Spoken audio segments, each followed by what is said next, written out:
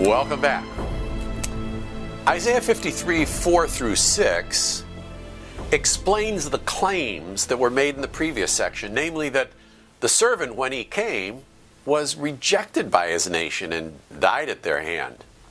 So it begins with achen. It's a strong asseverative particle. It means certainly, surely, absolutely. It's used to indicate a clear contrast with the immediately preceding by way of this emphatic restriction. See, the idea is that although the servant did come to suffer, be rejected, and killed, the real explanation is as follows, verses 4 through 6. So, verse 4 touches on the human cause for the atonement. There are really two categories, aren't there? First, the punishment that was due humankind because of their sin. And second, just the spiritual blindness that led them to reject him and conclude that his death on the cross was what he personally had coming to him.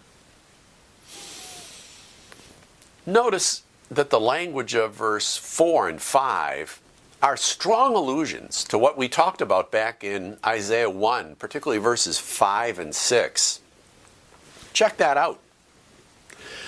Objectively considered, he bore our calamity, our suffering.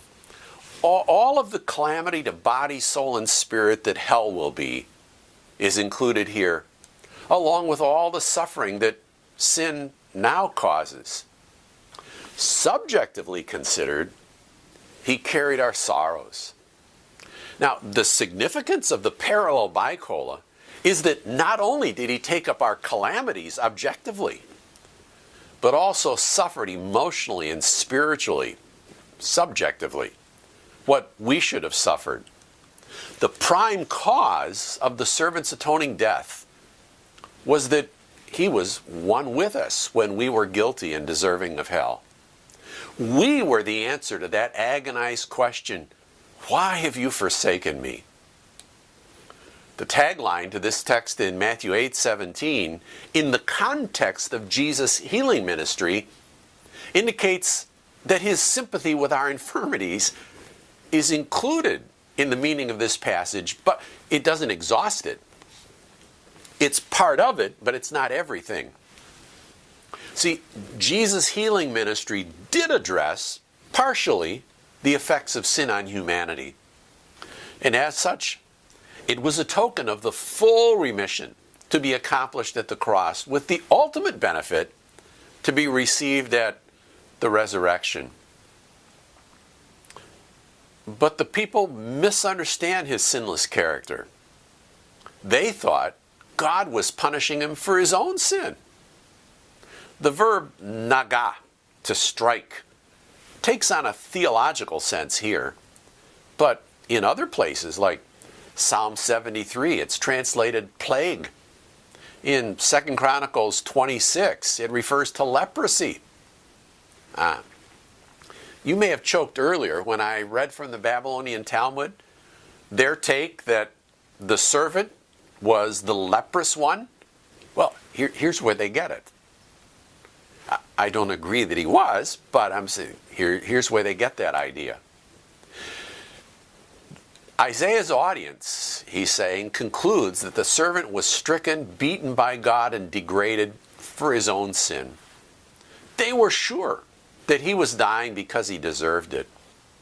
Now, while Isaiah doesn't have these details in mind, we have the benefit of the gospel record.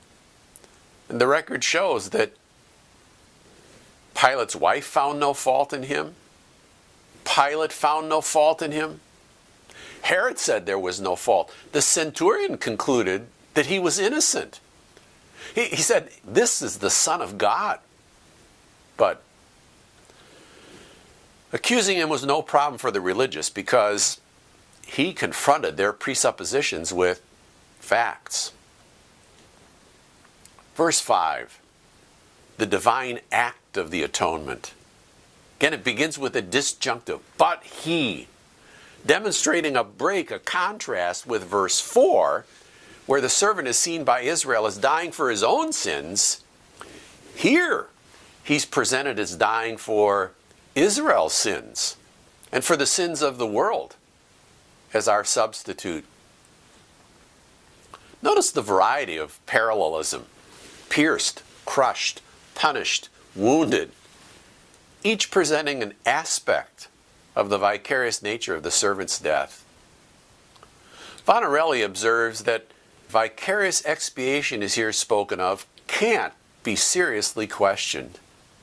As plainly as human language is able, it's said and emphasized unweariedly.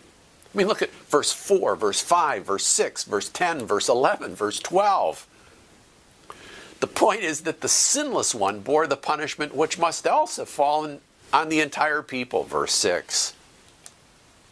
Au contraire, his suffering was vicarious. It was for our rebellion. By the way, the term here is the same one that's used in 1 Kings 12, 2 Kings 1, 2 Kings 8, and there it's translated rebellion. Those are more sort of political or social settings. I think that's important because our English transgression connotes, I think for many folks, a much tamer idea. It's almost a slip or an oops. I didn't deliberately pass in a no passing zone. I just was a little distracted, and so I faded over the double yellow line.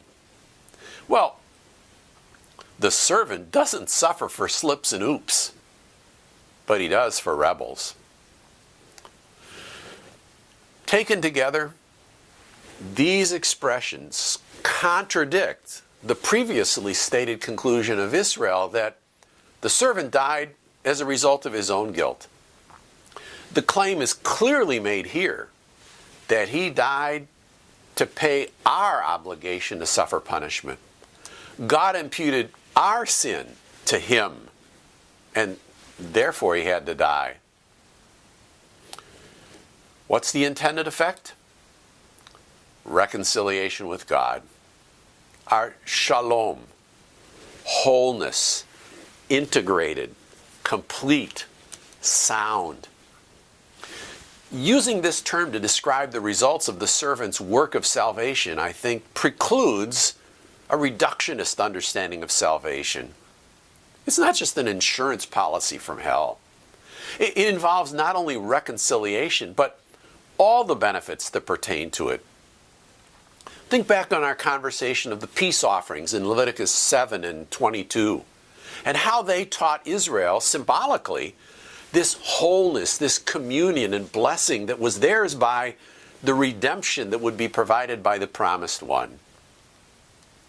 As I've already pointed out, the language here parallels the language of Isaiah 1, verses 5 and 6, which indicates that the author is speaking of a moral and spiritual disorder.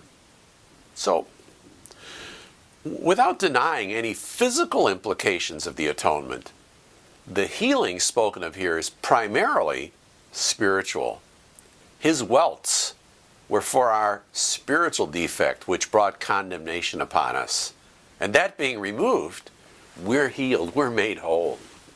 Well, practically speaking, the welts of the servant move the believer to forsake the sin that caused them, so that practically, sanctification, as well as judicially, justification, we're healed by the suffering and the death of the servant.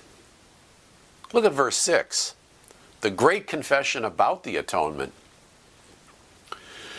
This confession speaks to the kind of sin that made necessary the atonement accomplished by the servant, and to the act of God that made the atoning death of the servant effective. See, humankind is collectively a sinner by nature. All of us like a flock. And individually, we choose to go our own way. But God, there's no guessing about agency here. God's the actor.